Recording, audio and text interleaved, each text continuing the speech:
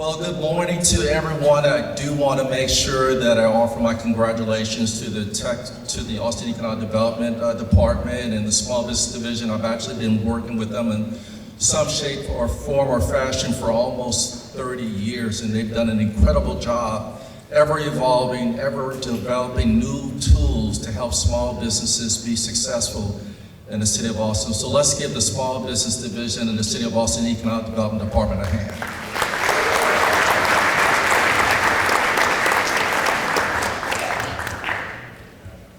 So Novia, are you buying me lunch today? Yes. Adriana, it's really an honor to have an opportunity to have a conversation with you about small business. And one of the reasons I'm excited about this opportunity is in my role at the University of Texas System with the HUB program. There's a email I get on a pretty consistent basis. And the email talks about the small business work that the governor's office is doing. And actually coming up on May 30th in Round Rock, you're going to be sponsoring a Small Business Summit, and you've been sponsoring Small Business Summits all across the state of Texas. So from participating in these Small Business Summits, what are some of the challenges that you're finding that firms are facing no matter what part of the state they're in? Well, thank you, Hogan, for that. And good morning, everybody, and congratulations. It's Small Business Week, and Governor Abbott has issued a proclamation and a video today proclaiming it Small Business Week in Texas as well. So small businesses make up the backbone of the Texas economy. And also before I start, our small businesses that just were recognized and went through the Business Skills Program, congratulations to all of them for going through that program and getting skills and receiving this recognition. Because being a small business takes a lot of work. It's hard, it's challenging, but Texans have a can-do attitude and a lot of grit and a lot of determination. So at the governor's office, we have the Office of Small Business Assistance, and one of our team member is here, Brian Roller, too. Thank you, Brian. Brian and Sandra, thank you both for being here, but talk to them by all means for sure during today's program. But the Governor's Small Business Summits, we do about 15 of these a year, and we do them all over the state. And the goal is to really bring resources and information to our small businesses so that they have access to partners, to resources, to whatever questions that they may have as they're going through their entrepreneurial journey. One of the things that we hear often is, of course, financing. Funding, how to get financing, staffing. Of course, that is an issue for businesses large and small. Workforce development, making sure that they're able to find staff. And then really, sometimes they don't know where to go to get information. And so being able to connect them with local resources. Texas does economic development like no other state in the nation because we are like no other state in the nation. We are too big and too diverse for a top-down approach. And so really working and knowing what the local resources are that are available for our small businesses so that they can connect with programs like the City of Austin's, like the SBDC, and I see Joe Harper here. All of that is really what's going to help our small businesses. When I was reviewing the website for the governor's office, the small business website, you had an incredible number of resources there. There are two in particular I would like you to discuss that Austin businesses can take advantage of. The Governor's Small Business Webinar Resource Library and the Governor's Small Business Resource Portal. So before you answer that question, by show of hand from all the small business owners here, how many of you were aware of the Small Business Webinar Resource Library or the Small Business Resource Portal for the Governor's Office? Raise your hand. One, two. Full hands. This is going to be a great opportunity. A great opportunity. So the small business summits, we do those in-person events, and we normally have, 100, 200, depends on the community that we're going to be at. And thank you for reminding everybody, Round Rock. We're going to be up in Round Rock for Central Texas at the end of May. But we're in East Texas, West Texas, but what if you can't make it to one of those summits? So one of the things that, 2020 taught us all, COVID taught us all, is the benefits of webinars and Zoom and team meetings. And so we started doing webinars. We said, well, if we can't take the small business message on the road and for in-person meetings, we can do webinars. And interestingly enough, the very first webinar that we had, nobody had experience doing these things on Teams and Zoom. So Teams has a maximum amount that they request you to fill in, how many, and we thought, well, at a summit, we'll have 100 to 200 people, 300, 4,000. We'll max out at 4,000. So the webinar starts, and we start getting phone calls from people and emails saying, I can't get in, I'm locked out. We had more than 4,000 people try to get in that first webinar, which we had no idea. So after that, of course, we increased the maximum number, but we started doing webinars that year. And the good thing about a webinar is that those can be recorded, and we have a library. So we have a resource for small business owners if there's a particular topic that they're looking for, or if there's a region that they were not able to make the in-person event, they can go to our library, they can check what webinars are available and be able to watch and to be able to learn. The other that you mentioned was the Small Business Portal.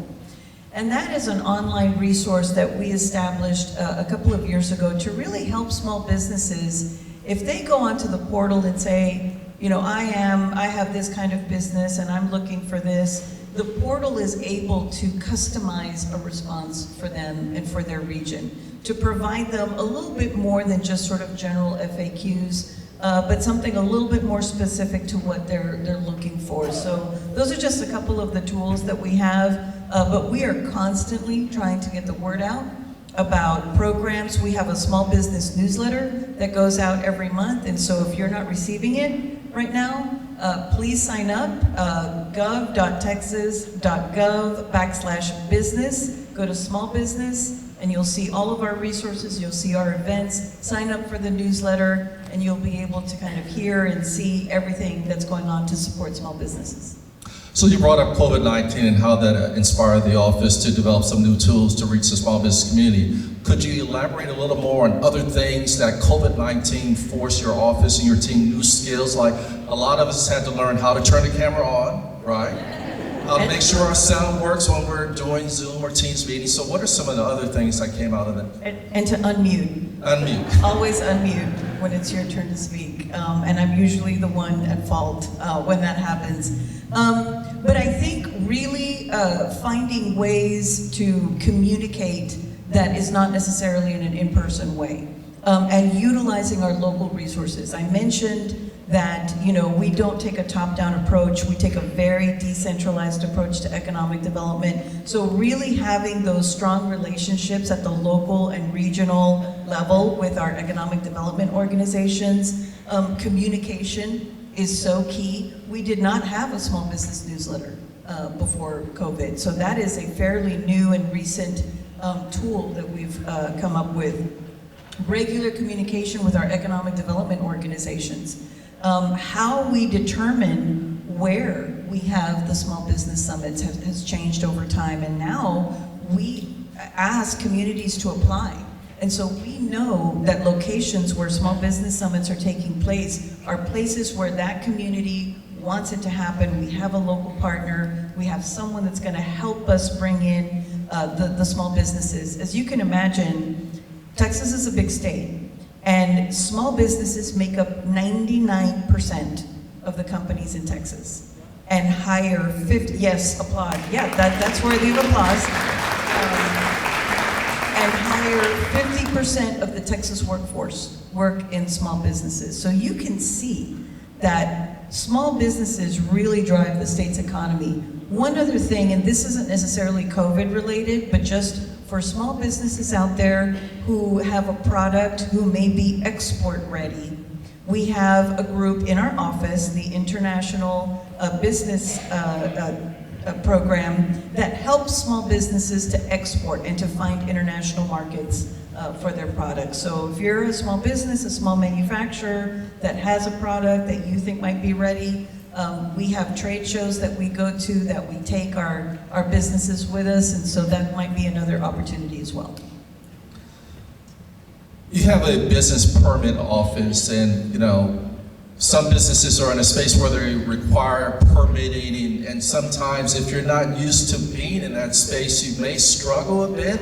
But all the administrative requirements, the applications, and all the other things that come, because I think as small business owners, if you're not in that space on a regular basis, you're trying to learn a lot of information in a short period of time and trying to make a good decision on how to get your permitting and other things. So talk a bit about how the business permit office for the governor's office in the state of Texas can assist business owners. Well, that's another very, very important program because as entrepreneurs are looking to establish a plumbing business or a restaurant, they may not know what permits are required. And so they can contact our office and our staff will be able to help them, but also we have an online permits guide.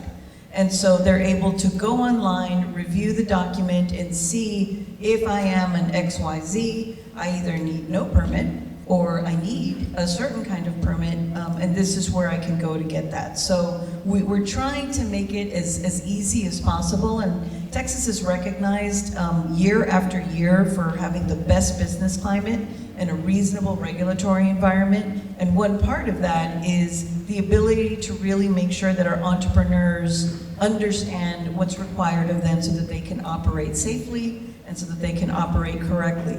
And one thing that came out of COVID, I think that I'll mention, during COVID, a lot of people were let go and were found to be out of work and out of a job. And so they turned to entrepreneurship. And so we started seeing a lot of people calling saying, well, I've been let go, but I have a skill as a plumber, so I'm going to start my own plumbing business. Or I have a skill, I was let go at this restaurant, so I'm going to start my own restaurant, and I'm going to open a food truck. And one of the small business summits we did, I think it was a webinar, Brian, was on food trucks specifically.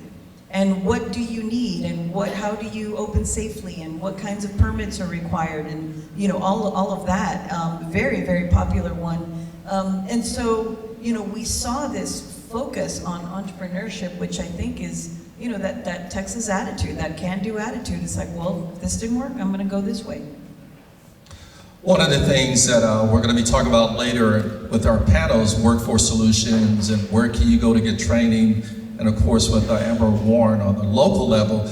But the state of Texas has quite a few resources that are available that I think the small business owners here would like to know about. Are you interested in learning more about small business resources for training your workers? Raise your hand. Everybody. Wow, there we go. Amber, you're going to have a lot of questions. Yes. The next panel is going to be fabulous with the former Texas Workforce Commissioner, Commissioner Demerson, Aaron Demerson, who is now our partner at the Texas Economic Development Corporation. So really, you can't have economic development without workforce development. It is critically important. If you don't have the workforce and the trained workforce for the businesses and the jobs that are being created and relocated and expanded here, then we have a problem. So really, I think from the small business perspective, get to know your local resources. Get to know your Small Business Development Center, your SBDC, get to know the local workforce board, the workforce solutions, really get to know them and because they can help you. They can either help you with advice, with programming, they can help you with tools. There's specific tools that the Workforce Commission has for small businesses. A skills fund for small businesses that they can tap into. So really, I think accessing and understanding the local programs that you have available. And kudos to the City of Austin for bringing everyone together today so that you can hear from these experts and understand sort of what tools are available out there for you all. You have over 20 years experience at Sylvia. When she read your bio, talked about economic development, marketing, international business. You were president of the Greater San Marcos Partnership. You were vice president of the Greater Austin Chamber of Commerce. You've had quite a bit of experience, and I think it's important to the audience because as small business try to figure out how to be successful, what does it take to be successful? Your 20 years experience sort of gives sort of this continuum. And you've seen how the small business world, the economic development world has changed. So can you talk a bit about the changes that you've seen and how you've been able to adjust to make sure the organizations you led were up to date? The key word, up to date, were providing the leadership and the resources necessary for small businesses to be successful.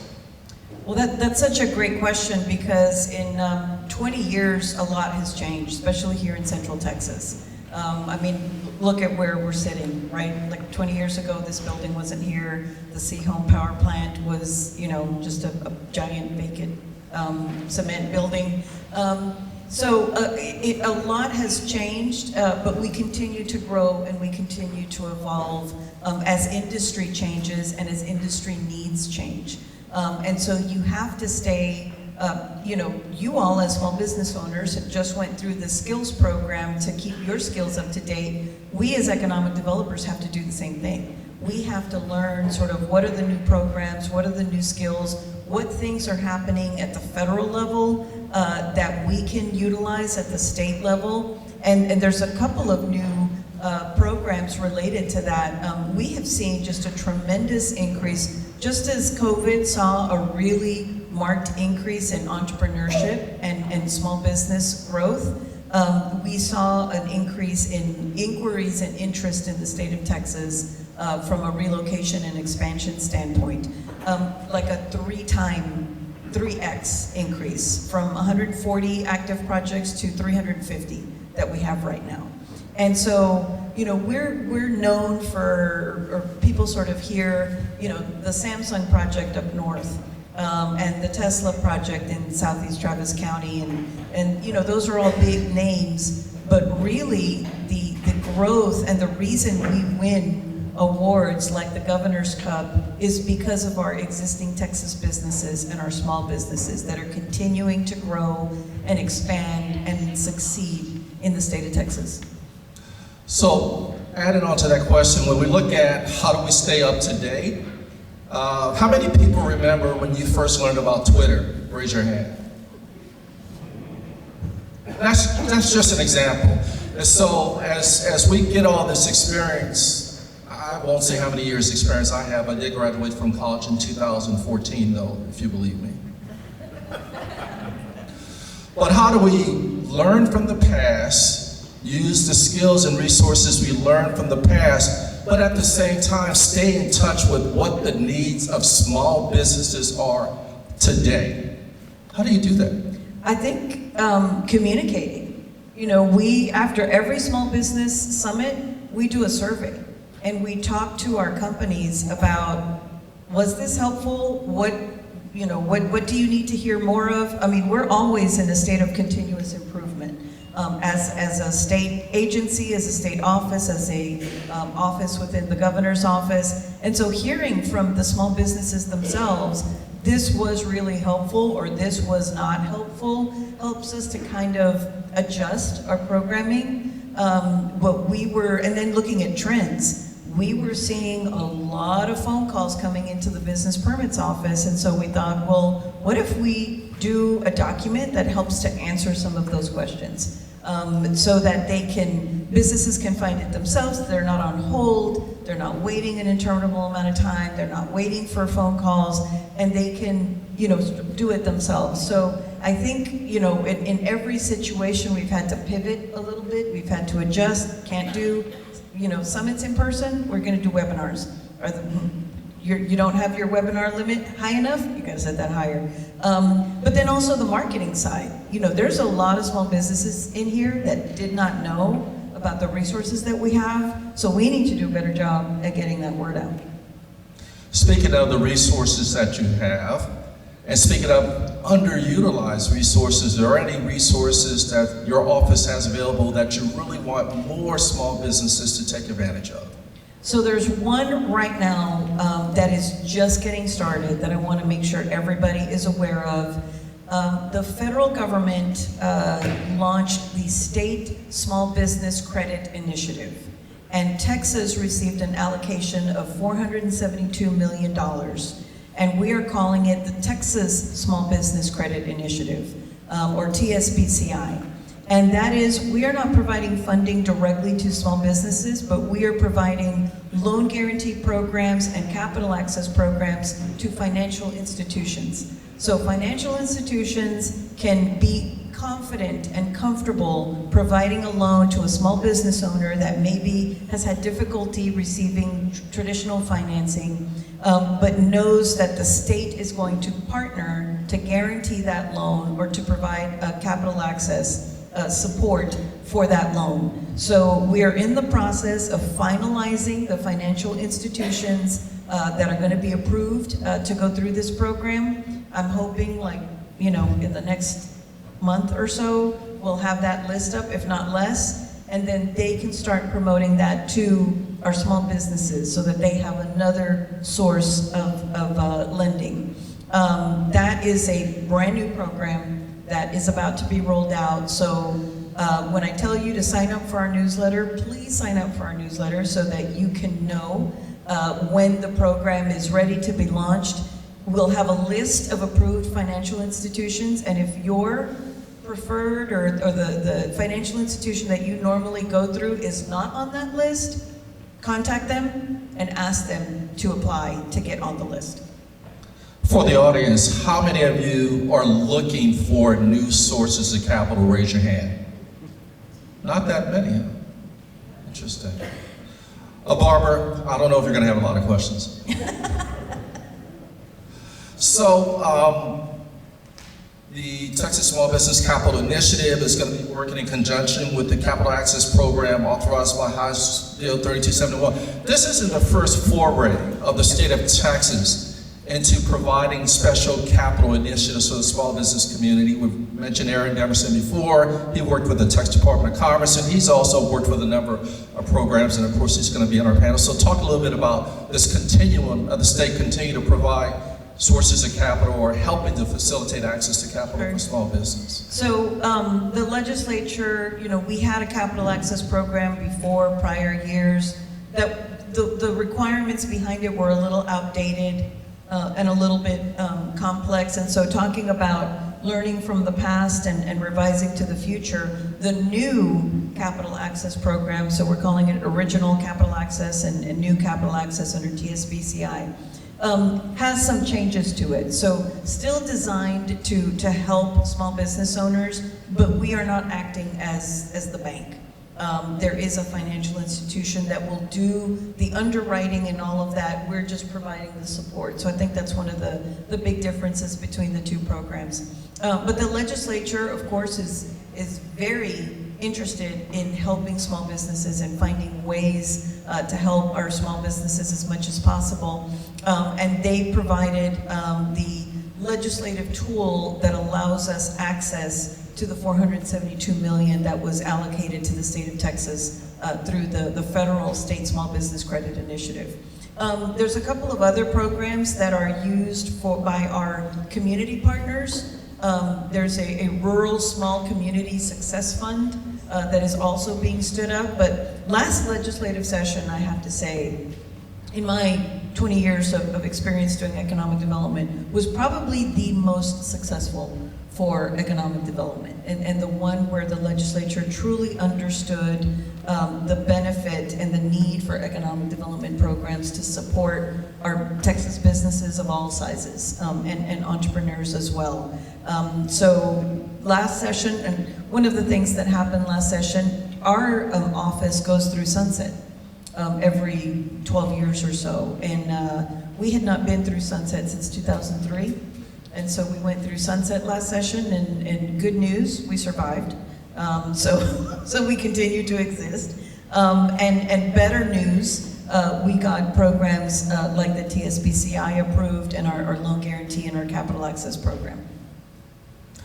With all the recruiting that the state of Texas does, talk a little bit about what makes Texas so attractive to corporations and small businesses to move here? And how does that actually benefit the small businesses in the room? When we're recruiting the Teslas, when we're recruiting the Samsungs, how does that help small business? That's a great question, and it's stated for every manufacturer that you get into your community, you create 7 to 9 ancillary jobs.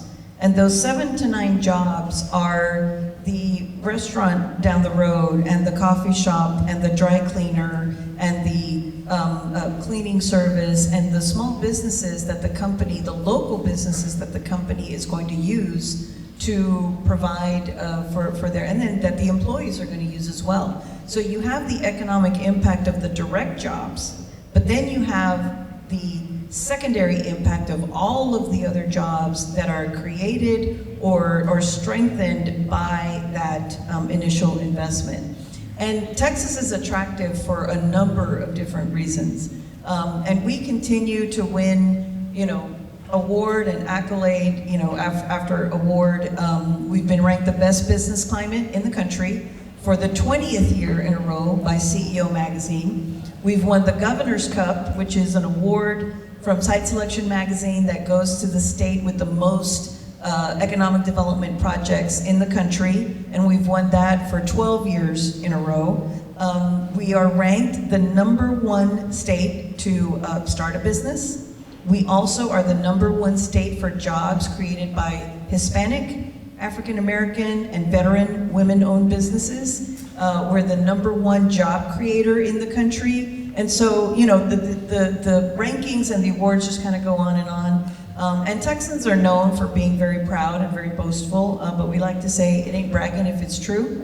And if these publications are saying it, then we know we've got the facts behind it. But companies look at a number of different factors: the climate, the regulatory environment, the workforce.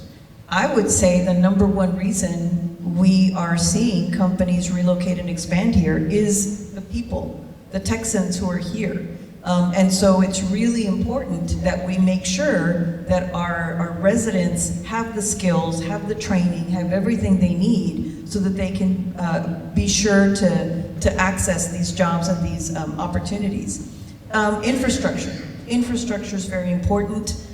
We have a robust infrastructure. Add to that ranking, we're the #1 state, the exporting state in the country.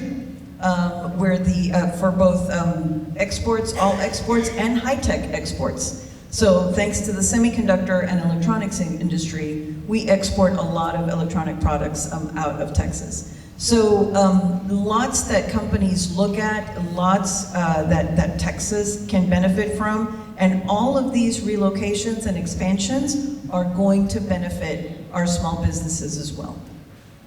We only have time for one more question, so I'm going to ask you to put on your small business advocate hat, your small business advice hat, and for you to say, what do you think would be the best bit of advice if you had son or daughter getting ready to go into their own small business, and they said, Mom, what do I need to do to be successful? What would you tell them? Build your network. Build your network of city government, your network of resource providers, your financing network, your support system. Even a mentor, someone who you have admired, who did it, who you could learn from. I mean, we all, all of us, no matter what stage of our career we're in, we can always learn something else, something new. So, continue to strive. It's gonna be hard, it's hard work, but it's worth it. And so make sure that you've got a village, you've got your village surrounding you that's gonna support you and that's gonna help you, and count us in as part of your village and as part of your network. Let's give Adriana Cruz a hand. Thank you so much. All right, we're gonna move on to the panel. If we could have Amber and Aaron and Barbara come up. This has been an amazing interview with Adriana. Let's give her another hand. because today we're really here to provide information about resources and programs that can help you be successful. And I think we have a great panel here. And going from my left, we're going to start with Amber Warren. She is the Senior Director of Business Engagement for Workforce Solutions Capital Area. She has specialized in workforce development for 13 years and today is the Senior Director of Business Engagement for Workforce Solutions Capital Area. Building relationships with area employers, she is helping local companies establish effective talent pipelines through industry sector partnerships, work-based learning, and upskilling strategy. Let's give Amber a hand.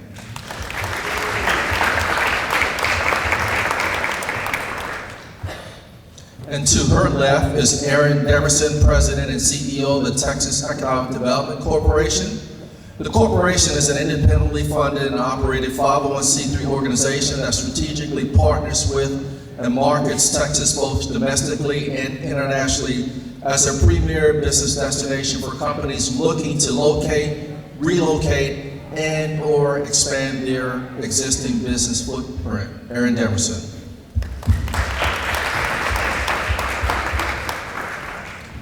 And next to Aaron, we have Barbara Boetta. She is the Vice President and Community Development Officer for Texas Capital Bank. She joined them after 19 years working in the nonprofit industry. Most recently, she was Executive Director of Economic Growth Business Incubator. Throughout her career, Boetta has helped start and grow thousands of small businesses in Central Texas. In her new position, she will work with the bank's community development team to help discover lending or investment opportunities that promote small businesses, create jobs, provide affordable housing, and help revitalize underserved communities. Barbara Boetta. And of course, Adriana needs no introduction.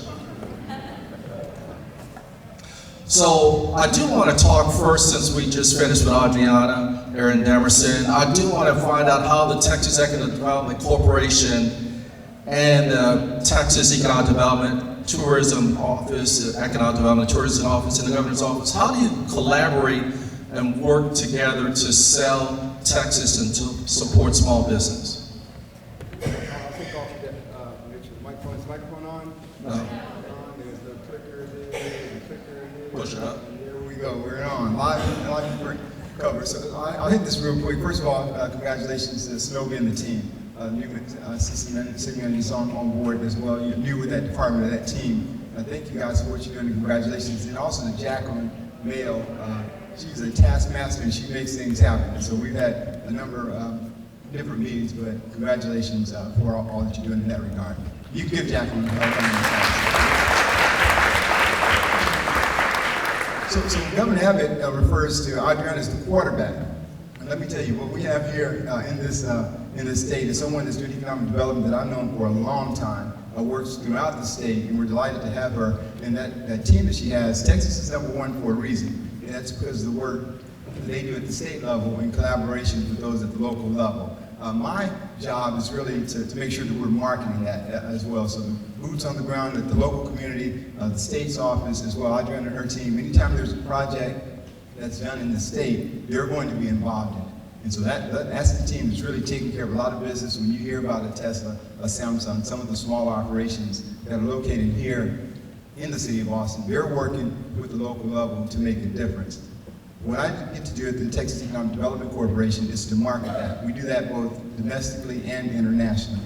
We want to make sure that companies know that if you want to locate in the United States, there's no better place to do that than in Texas. That has to be marketed, that has to be showcased. And your hair is traveling both domestically and internationally to tell that word, to make sure that businesses are in a position to come here. We also have a pillar within the operation where we concentrate on businesses that are here, the retention level. We want to make sure the businesses in Texas stay in Texas, that you don't leave. And so a lot of the folks that are in this audience today, small businesses, we want to make sure that other states will come and try to recruit you. We want to make sure that we're doing what we can to make sure that you stay here in Texas. And so that's how we work together in a massive way. Adriana and her team are really out there marketing, not marketing, but taking care of business at the state level. They're doing some marketing as well when we're going out on these trips. But really, when a project is worked in Texas, it's going to be that state team working in collaboration with the local level to make that happen. Our goal is to make sure that everybody in the world knows about that opportunity. Thank you, Aaron. Adriana, is there anything you'd like to add? So it's a very strong public-private partnership.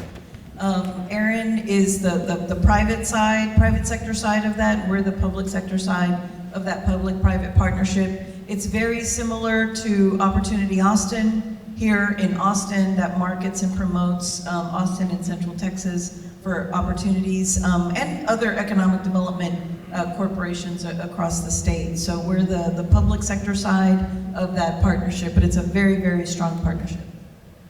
One of the things, issues that came up with reaction from the audience is the need for access to capital.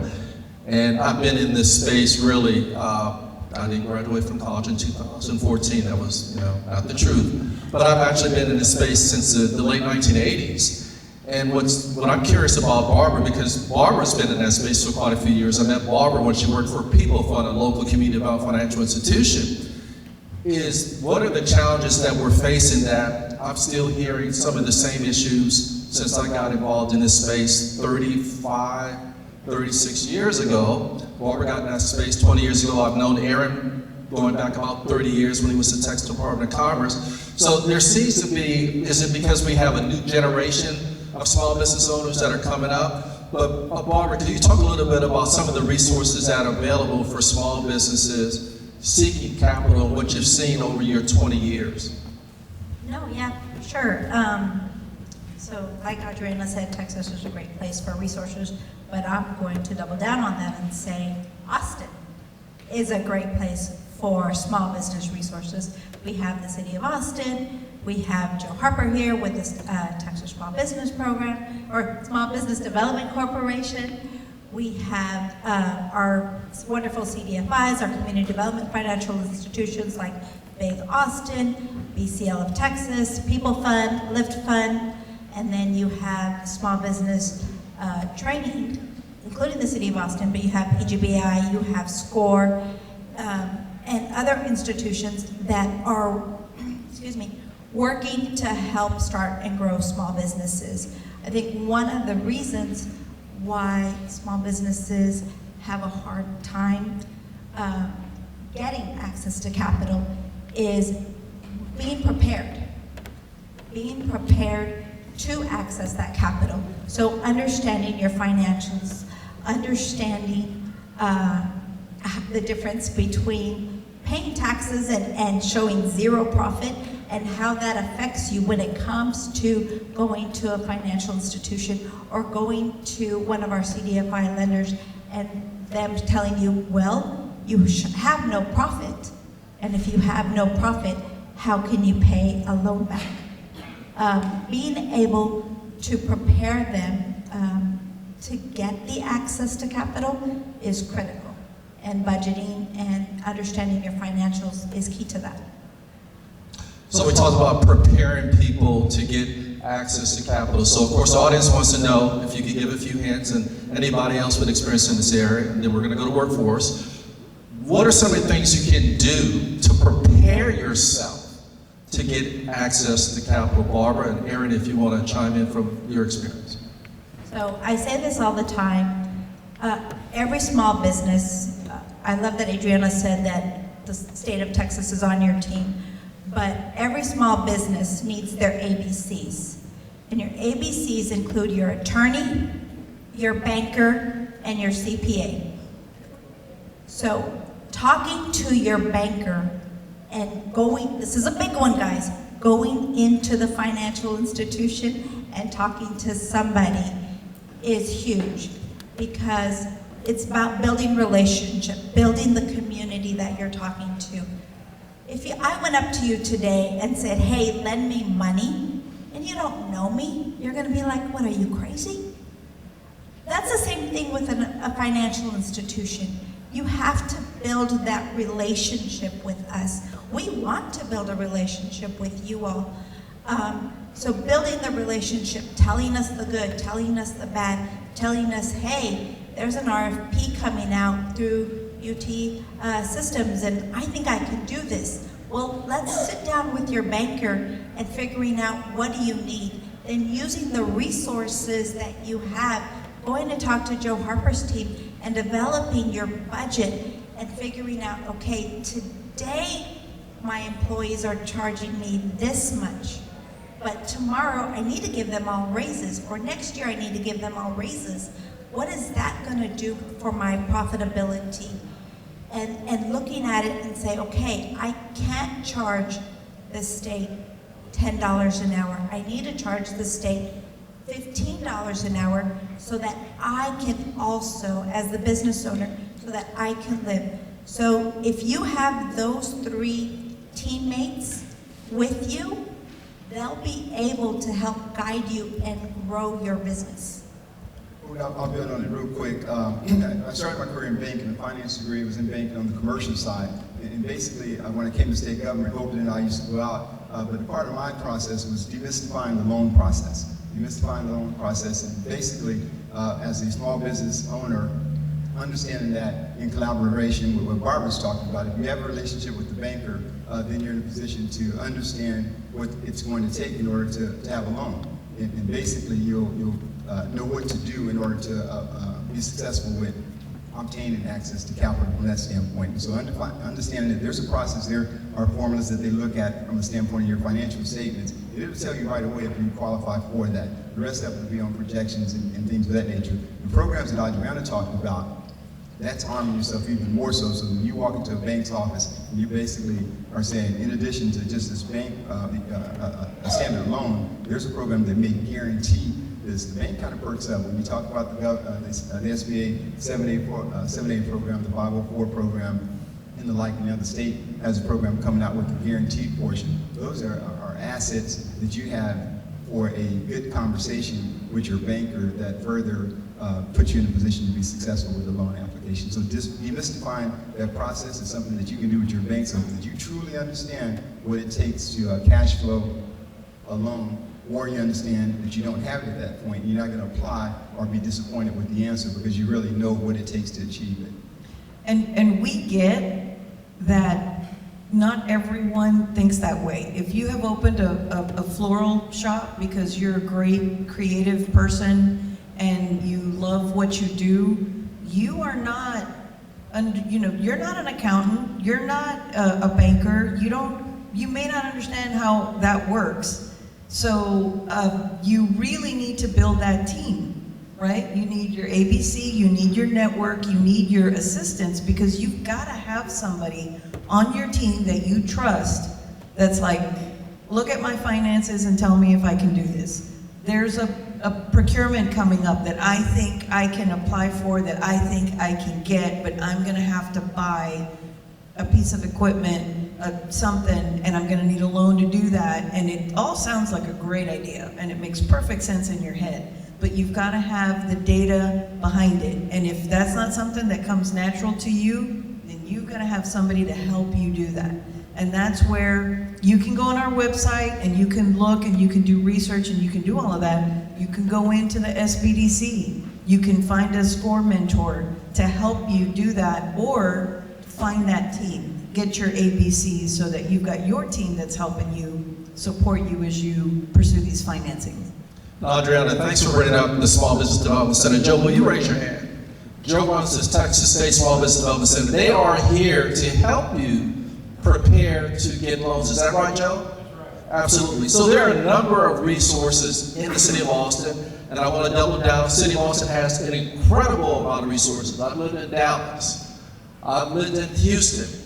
But the city that I have seen, were there any people here from Dallas and Houston? But the city that I have seen pour more resources, not only in terms of the city of Austin supporting small business, but the community development financial institutions we have here, headquartered here in Austin, Texas, BCL of Texas, People Fund, Big Austin. Austin truly is a city that has invested an incredible amount of resources. So the question really is, knowing where you are with your business, where can you go for guidance and assistance in preparing yourself to get a small business loan, because typically you should be looking at your capital needs actually far before you need the loan, before you need the capital. But I want to do a shift here, because I remember a couple of years ago I was in a restaurant talking to the owner, and he talked about how difficult it was for him to keep wait staff, to keep any staff. And this owner literally had to change the hours of his restaurant because of his inability to keep staff, to make sure staff is properly trained. And so, Amber, I want to pivot to you and talk about if you're struggling to recruit talent for your business, and if you successfully recruit the talent, to train the talent. This is a three-part question, so you get to talk quite a bit now. And to keep, recruit, train, keep. Is that about right? Recruit, train, keep. Amber, the floor is yours. Great, thank you, and thank you all for having me. And I want to talk about what Adriana was saying too. If you, I don't know capital. I have my friends up here, they know capital, and they can provide information on that. And hiring someone, if you don't understand that and you need help, who can you hire to help your business grow and develop? And I think that ties into the workforce needs as well, what you were describing. Recruit, train, what was the third one? Retain talent. So Workforce Solutions Capital Area, we are an organization that helps connect local people to local jobs. So as you are building out your business and you're looking at how do I hire the individuals, what can I do to train them, how do I retain them? Workforce Solutions is a resource for you, as well as other organizations in your network and community. So we can help you with navigating that. I want to tap into the chambers that are here today. They can help you with navigating what are those resources available to you. One of the big things that we see with workforce development here in Austin, our unemployment rate is 3.5%. That's really low. That means the majority of people in our area are employed. So we have to start thinking differently about, I need to hire X, Y, and Z. They might already be in your workforce, and you need to figure out, how do I skill them up to fill those critical positions that I need? How do I help them continue to advance? And that's going to tap into retaining that talent as well. If you're investing in your employees, they're going to recognize that, and they're going to want to help grow your business with you. And there's a lot of resources that help do that. Workforce Solutions Capital Area, we provide support with training. We provide grant opportunities for incumbent worker training, or earn and learn opportunities for your employees to earn on the job, and will help subsidize wages, as well as wraparound support services that they might need. Childcare is a big challenge for our workforce, especially when we're looking at how do we get women and parents into the workforce. Childcare is a good opportunity, and Workforce Solutions provides childcare subsidies to help the workforce grow and develop. In addition to that, the Texas Workforce Commission offers a number of different resources. Skills for Small Business is something that I would advise you all to look into. It provides training scholarships essentially for business owners to be able to send their employees to get trained at a community college or a state school. So it provides $1,800 for new employees for them to get training. So if you need an accountant and you have someone who might need some additional training and skills, you can send them to school to make sure that they're up to that standard. And again, that's showing that you're investing in your workforce and you're growing that individual who's going to invest back into your business to help you grow as well. Amber, what would be the call to action you would give a small business owner to take advantage of your resources? What would you tell them to do today after the workshop to take advantage of the resources? What's the step they need to take? Research. Honestly, look into what resources are available and understand them, and start to talk to the organizations that offer these resources so that you're better informed, and start planning ahead of time. You might just be opening your business and not think about your workforce needs, but really workforce is economic development. Workforce is your business development. You have to start thinking and planning for that. So look at the resources and research what's available to you and start taking advantage of those today. So if you're a big business, you're doing, we may call big business. SBA has various different definitions of small business. We have a representative from the U.S. Small Business Administration here. Thank you for coming. You can have 500 employees, you can have 100 employees, it could be the sales. But for a business in the startup phase, to you, tell me if I'm wrong, and you're in the startup phase, when you look at someone at $10 or $20 million, that looks like sort of like a big business to you, right? Yeah, I mean, that looks like a big business to you. So the question really is, if I'm a mom and pop, I'm just getting started. I don't have, $1 million sitting in the bank, but I have a vision, I have an idea, and I think this is going to be a successful business. How do you recruit employees? And any of you, of course, can join in if you have, after we start with Amber, but how do you recruit and retain employees when you're not already at 10 million, 20 million, 50 million? Because you literally are competing not with just businesses of that size, but billion-dollar companies. So Amber, I'm going to start with you. We have a lot of people that are looking for their chance to break into the workforce. A lot of new people changing careers or looking to develop their talent, non-traditional talent, that are looking to be able to get into a business like yours. So I think when you're looking at recruitment, how do you tap into that? I talked about low unemployment level. How do you tap into non-traditional talent? And what does that look like? One of the resources that we use in Texas is called workintexas.com. And it's essentially like a LinkedIn or a job board that's specific for Texas. And Workforce Solutions has a team of representatives on the back end that is helping you with posting jobs and looking for candidates. So when you go to hire your first person, that's a big task. Hiring somebody takes a lot of time and effort. So having a resource to be able to navigate what that looks like, that can help you with recruiting and matching into the talent that you're looking for, can be a real advantage. So that's what I would say, looking at like hiring your first employee.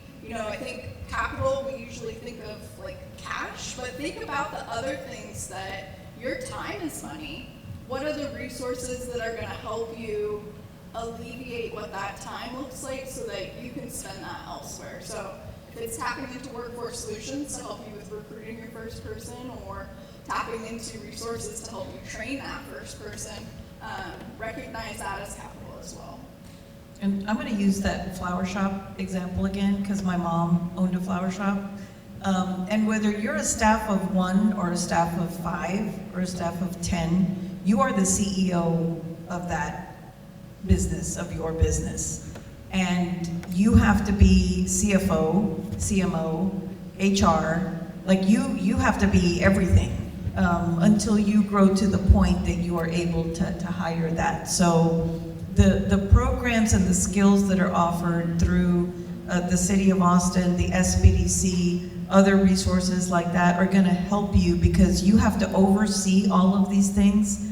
And so utilizing resources like Work in Texas, that's a posting board where you can post, I'm a flower shop, and there may be somebody that's already employed, but they're working, at a restaurant, and they don't want to work at a restaurant. They want to be creative also, and they would love to work at a flower shop, but they don't know that you have a flower shop and that you're looking to hire somebody. So that's a way to help connect. And so utilizing those resources to make those connections possible, and the networking.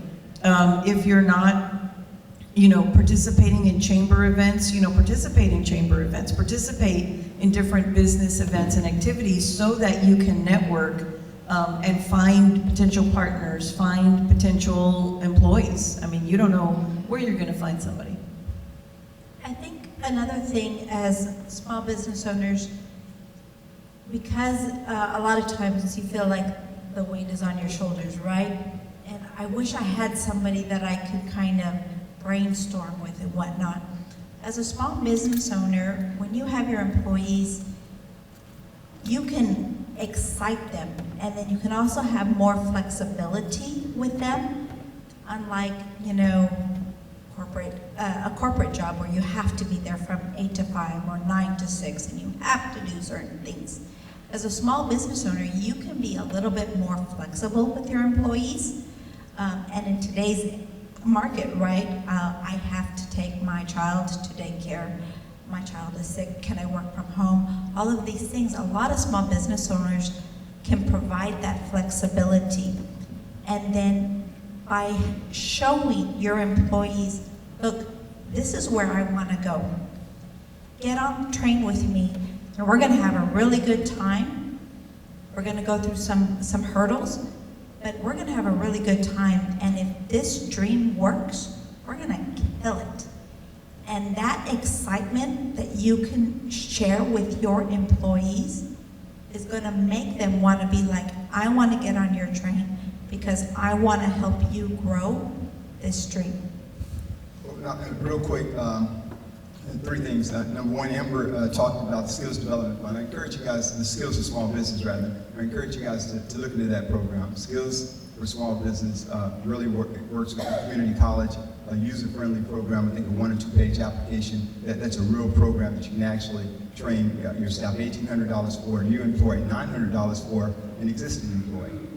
Almost like a scholarship to them where they get that training. And number 2, the Texas Workforce Commission. I used to be a commissioner representing employers. We have a team of attorneys, and if you're looking to grow your team, we worked with Sonova and her team during the pandemic with this, where there are 4 employment law attorneys.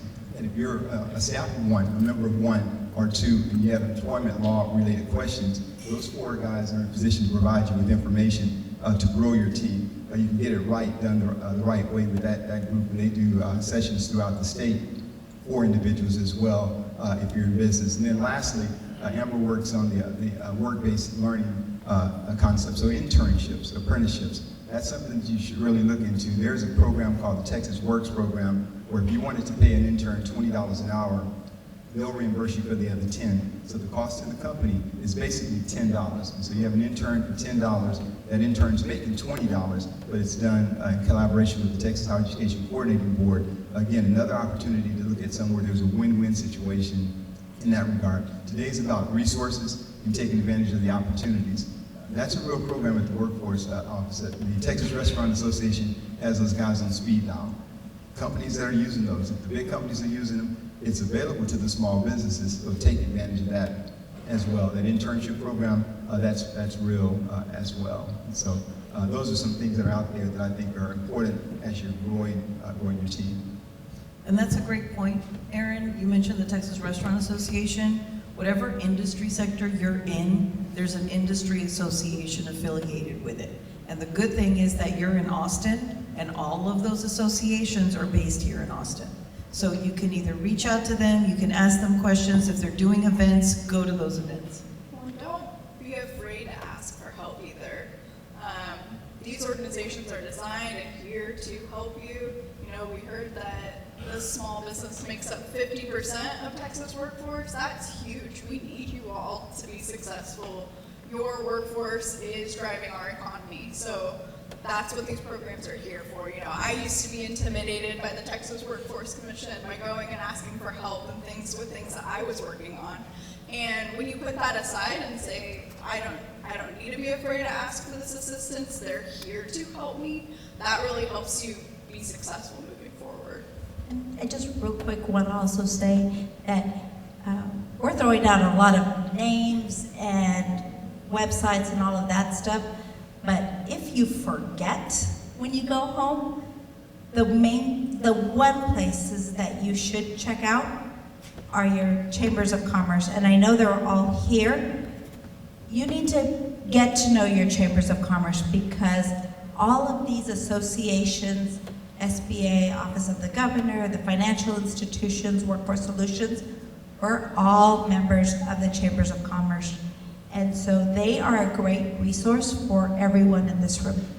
Well, real quick, the chambers are important, but then you bring it all home. Sonova and her team will have access to all of this information. They're doing it today, and so I think working in collaboration with those chambers but the city that's putting on this event for small business, Synovia, and the work that they're doing will have access to all that information.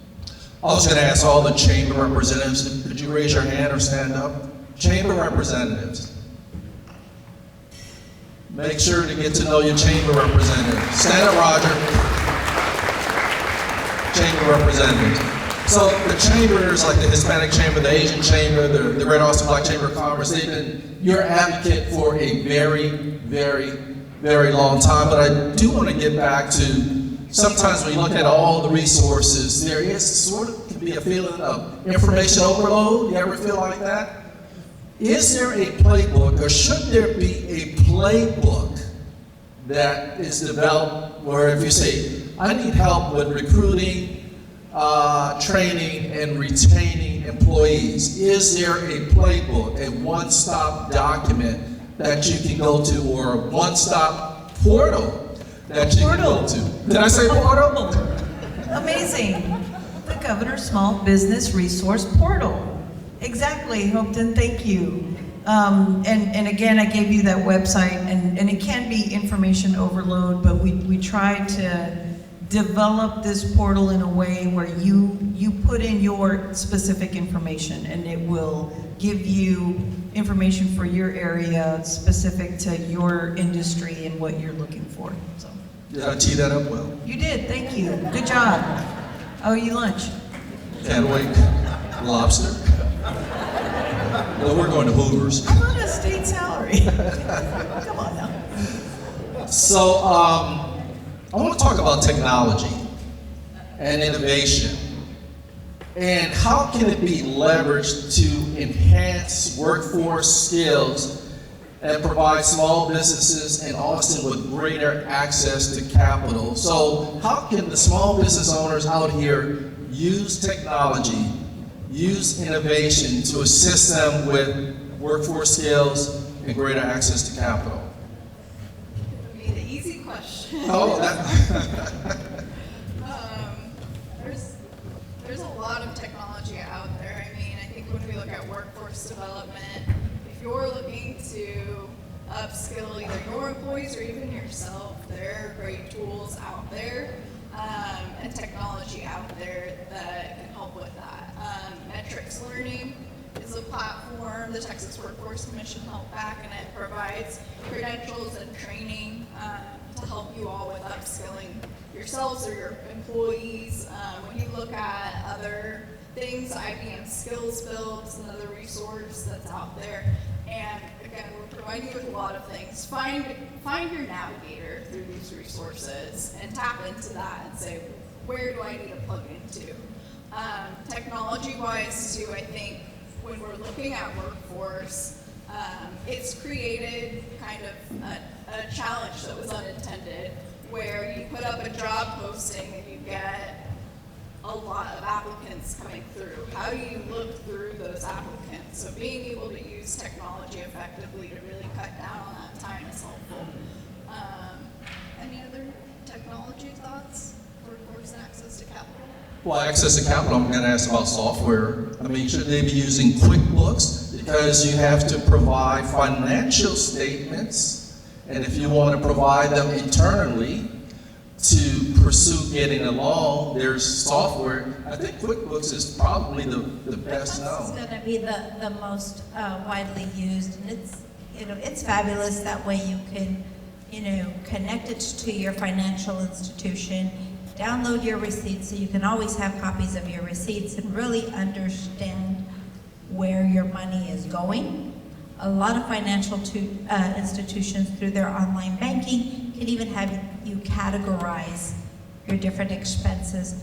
But really, QuickBooks allows you to be able to, if you're using it correctly and entering your data, it's only going to be good if you provide it with the information, but really looking to see where's my money, who owes me money, how long have they owed me that money, and how much profit do I have? I think last week we were at an event, and Brian from BCL, I don't see you, but I know you're here, told one of his customers, we want to chase profitability and not revenue.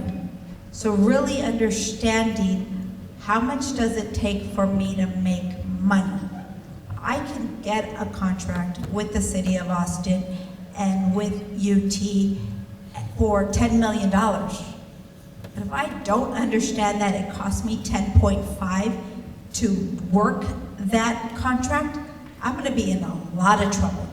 So really understanding your financials, really understanding those margins, and figure out how can I chase profitability, how can I become more efficient through the use of technology to maximize profitability and efficiency.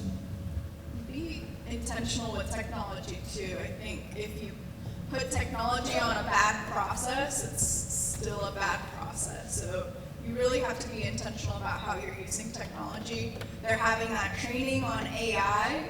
I would advise to use that when we look at AI for workforce development. I think it's going to enhance people's work and help them work more efficiently rather than taking jobs. So really look into and lean into technology, but recognize that you have to have a solid process and business plan before you start implementing that.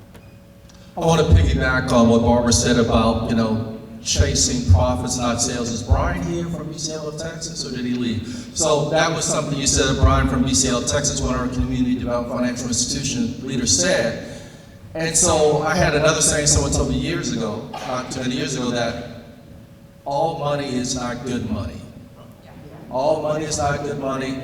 All contracts are not good contracts for your business. So when you have an opportunity for a contract or for a large sale, there does have to be some evaluation on whether or not you can make money off it. Do you have, because what I've seen in my role as the executive director of the HUB program, when I've seen businesses struggle very narrowly in the construction industry, it's because they didn't have the labor available to do the work, or they had to hire a bunch of new labor to do the work that weren't upskilled yet, to use your term. They were not upskilled yet. So there needs to be some level of evaluation when it comes to, is this the right contract for me? Even if that contract is associated with a big name, does not matter. You really, and the second thing you have to think about are payment terms. Because you're going to Barber, you're going to BCL of Texas, you're going to People Fund, you're going for the SBA guaranteed loan because of the gap between when you get paid and when you have to pay your labor. So just a few things for you to think about when you're evaluating chasing contracts, chasing profit. Joel, how am I doing on time? We're good? 15 minutes? Okay. I'll build on that. I was at an event in Houston about a month ago. It was it's the Sam's One Call, where there's something where small businesses have an opportunity to really take it to the next stage. And so they're going through the folks at Sam's that have their product actually in that store. They were talking about the partnership that they now have as well, that if you're a company, small business, and there's a contract opportunity and you can't make it, it goes back to what Barbara was talking about, the ABC, building that relationship and communicating. They're encouraging you to communicate with them, to tell them that I can't do it. A lot of times they're hesitant to say I can't do it because you're thinking you may lose that contract, and so you take it on anyway. There's relationships within those corporations now that if you have the conversation, they like what you're doing, they want to build and invest in you, so now they even finance some of those deals. They'll help you get across the line with that. That's something that I hadn't heard of in the past, but that's in existence right now. So whomever you're dealing with, I'm not sure if those operations are doing that, but I know Sam's does that in particular, where they're actually investing into the company, don't mind a company making a decision about not doing this or saying I can't go that far or that fast, and maybe they'll scale you back to build you to a point because they too want you to be successful as well. To Amber's point, making sure that we're all in here and in it for your success from that standpoint, and they're in it that way as well. That's a great example, but you still have to always look at, is the contract about high enough to cover my cost to deliver the goods and services for the contract? Do I have enough of a margin to cover my overhead Now, I could get geeky and say, talk about you have to do a break-even analysis to look at what your overhead is to figure out how much you need to mark up your product to cover your overhead. And that's why ABCs, you need that CPA. That's where you have to invest in that CPA. Or I have a good friend who built a very successful pest control business in Houston, and he educated himself. He got the accounting books. He literally educated himself, built an incredibly successful pest control business in Houston, and sold it for a few $1 million. Absolutely successful. So while best case scenario, CPA, accountant. But if you don't or can't afford at this point in time for a CPA or accountant, you have to teach yourself. You have to go to those classes because you want to mitigate your risk. You don't want to take too much risk because in my space, I've seen people take a lot of risk and fail. But I've also seen people take some risk and fail and come back and build incredibly successful business. So you may say, I'll take a small risk, right? What's a small risk versus a big risk? If you're doing $1 million a year and you're going after an $800,000 contract and you're only doing $1 million a year, that's a big risk, right? But if you're doing $1 million a year and you're going after a $100,000 contract, and if it fails, that's relatively a small risk. But that's only a decision you as a small business owner has to make, whether you're in retail, you're going to invest in a property, you're going to make that commitment to sign that 3-year lease, you're going to hire these employees, you're going to buy that equipment. You have to be in the space where you're constantly analyzing, is the risk worth it? Will I make enough profits? What if it doesn't work out? Will I survive the fallout if it doesn't work out? Will my family survive? Just being frank, will it fall out? So I do want to switch, get off my soapbox, or off the stage if you want me to. I want to talk about the importance of educational institutions in helping people prepare to do workforce development. And specifically, I want to talk also not just from a 4-year institution, but also the Austin community colleges of the world and their importance, and especially on the workforce side, in helping train and prepare the workforce for the future. Yeah, Austin Community College is an incredible partner. I highly recommend tapping into that. If you're looking to hire a specific skill set, look at what programs are available at Austin Community College and look at those students that are in those programs. Aaron mentioned the Texas Works program that allows you to hire interns. Think about how can I use that for some of these existing students so that they can enter into my business while they're still getting their education. That kind of goes into that flexibility point Barbara was talking about of my company can't allow you to complete your education while still work. You're earning an income.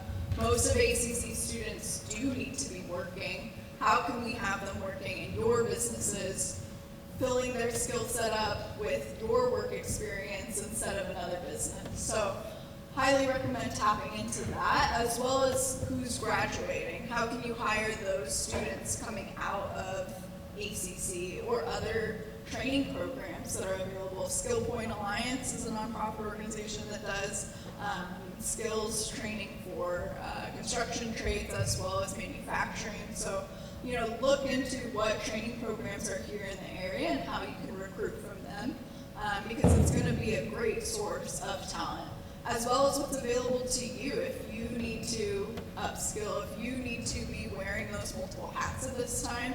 What courses can you take and what opportunities are available for you at the community college as well as other training partners? A lot of them offer scholarships to help support you all on that. So what would you say about tailoring your programs today based on the evolving needs of small businesses, both from a state side, workforce side, whatever? The state has a lot of resources. Please take advantage of them. From a capital side, from a Texas Economic Development Corporation side, and from a workforce solution side. Because I think small businesses are not static. The industries are not static. There's constant change going on. And I think to really serve the small business community, service providers have to be in a space where they're getting feedback which means we need you to actually respond to those surveys. You don't always respond to the surveys we put out. Make sure you respond to those surveys because the resource providers are actually listening because we want to provide resources and programs that meet your ever-changing needs. We're going to start with Adriana and work our way down.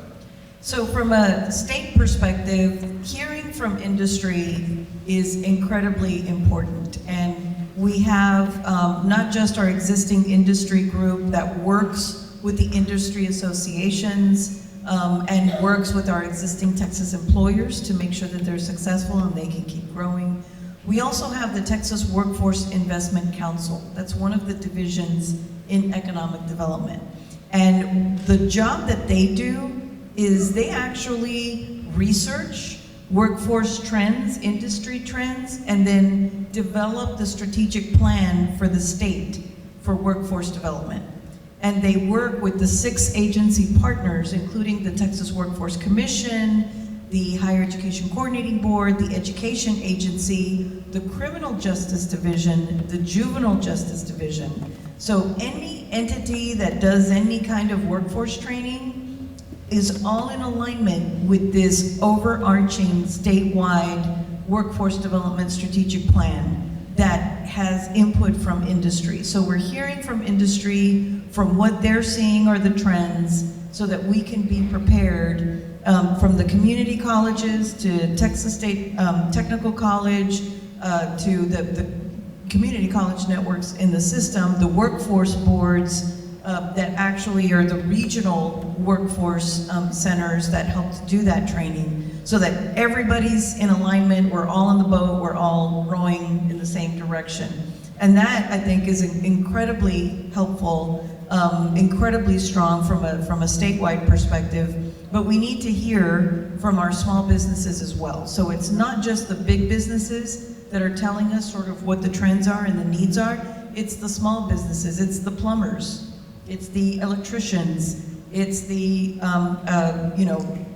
physical assistants, it's many different industry sectors, and Texas is a big state, so you can imagine that data, that's a lot of data that we go through. But very important as we kind of plot the future for the state from a workforce training perspective.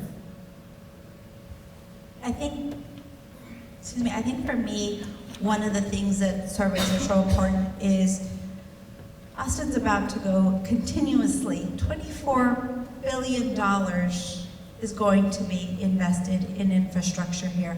So the graduates, one of the things that I would suggest to you is figure out how are you going to get a piece of that pie? And that's through your business plan, that's through getting with the city of Austin, getting through the other resources to develop your map. There's $24 billion, whether it's through Samsung, whether it's at the airport, whether it's at the convention center. There's a part for you to play in that. How are you going to play in that field? Looking at it and then visiting with the city, filling out this yellow piece of paper here and visiting with the chambers to figure out, hey, I need financial institutions, whether it's a traditional bank like me, whether it's the CDFIs in the room, to say, we need this. And so what these guys are gonna do is they're gonna come and tell us, hey, Texas Capital, we need businesses to do this. And it does work. And if I could give a quick example, Texas Capital, we bank a lot of the developers. We bank KB Homes and all of those folks. And we heard from our small business developers, ones that build 20 houses a year, we need a loan product. And so guess what we did? We developed a loan product specifically for those developers. So we are, the financial institutions, all of us, we're listening to you all. We need to hear from you. We need you to fill out these yellow papers. We need you to talk to your chambers of commerce. We need to talk to the state so we can figure out how we can develop products that are still responsible products, but that meet your needs. Yeah, real quick, there was a time when you had a program, and basically it's going to be that program. The state's flexible at this standpoint. During the pandemic, there were some of the programs that were always existing the way that they had. but they made adjustments from that standpoint.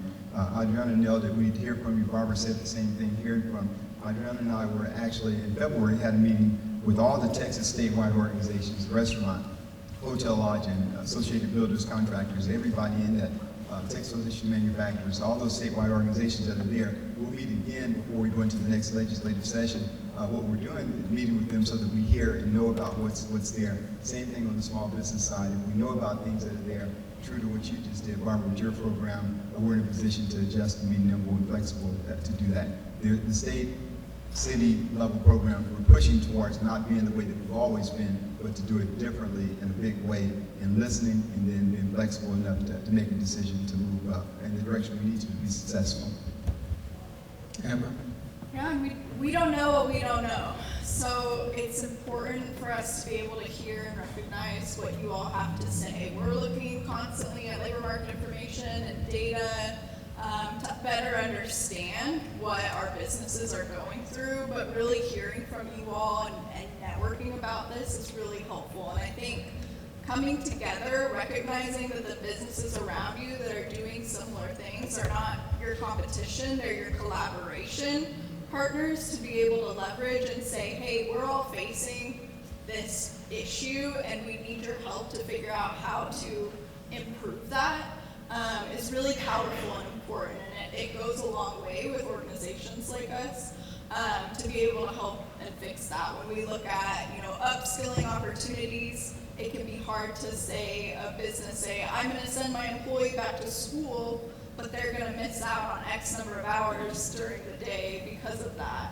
How can we help to accommodate and change that and shift some of the programs that we might be offering to better fit your needs and your employees' needs? So we don't know what we don't know. Share with us what you're going through. If you can do it in a collective voice, that's even powerful and goes farther. And I'm going to close with saying, network with your fellow small business owners. Find out what are the challenges and issues they're facing. Find out how they have found resources and what advice they can give you on handling the challenges that you face as a small business. Take advantage of the City of Austin Small Business Division, all the programs and resources they have. They have been doing an incredible job for a long time. And finally, we talked a lot about networking. Network with a purpose. Let me say it again. Network with a purpose. If your purpose is to figure out how to get access to capital, then that means you should be running to the Small Business Administration person right there. You should be running up to Barbara right there. If you're looking for training for your employees, you should be running up to Amber right now. Network with a purpose. Thank you so much, Zenobia, Joy, Jackie, the whole City of Austin, Small Business Division team, the whole City of Austin. Thank you so much. And mostly, thankful to you, the small business owners, because you are the backbone of the City of Austin, Central Texas, and the state of Texas. Thank you.